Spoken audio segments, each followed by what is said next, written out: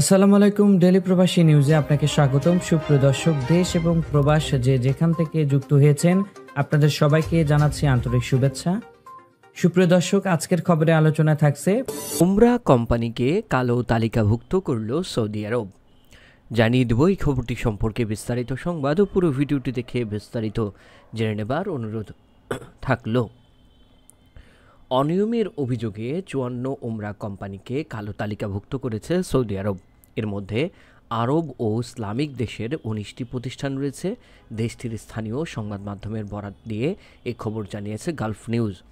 গত মাসে সৌদি আরবের পবিত্র নগরী মক্কায় হজ পালন করতে এসে অনেক হজযাত্রী মারা যান। এদের মধ্যে অনেকে সৌদি আরবে ভ্রমণ ভিসায় এসে হজ পালন করেন, আর এইসব হজযাত্রীদের নিয়ম ভঙ্গের সহযোগিতা করে অনেক ট্রাভেল এজেন্সি, যার ফলে এবার তাদের বিরুদ্ধে ব্যবস্থা নেওয়া হয়েছে। সৌদি আরবের আল ওয়াটন সংবাদ মাধ্যমে খবরে এ তথ্য জানানো হয়েছে। ওই সংবাদ মাধ্যমের প্রতিবেদনে আরও জানানো হয়েছে, অনেক কোম্পানি সৌদি আরবের নিরাপত্তা এজেন্সির সঙ্গে মিলে নীতিভঙ্গ করেছে।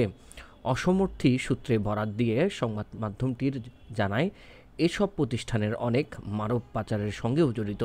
আবার অনেক প্রতিষ্ঠানের রেজিস্ট্রেশন নেই, ফলে তারা অবৈধভাবে অনেককে উমরা ভিসা দিয়েছেন। এতক্ষণ আমাদের সঙ্গে থাকার জন্য অসংখ্য ধন্যবাদ। পরবর্তী সংবাদ দেখার আমন্ত্রণ জানিয়ে শেষ করছি এখনকার সংবাদ। প্রতিদিন সৌদি আরবের গুরুত্বপূর্ণ খবর জানতে ডেলি প্রবাসী নিউজ ইউটিউব চ্যানেলটিকে সাবস্ক্রাইব করে পাশে থাকা বেল বাটনটি প্রেস করে দিন, যাতে করে সৌদির পরবর্তী কোনো খবর মিস না করেন।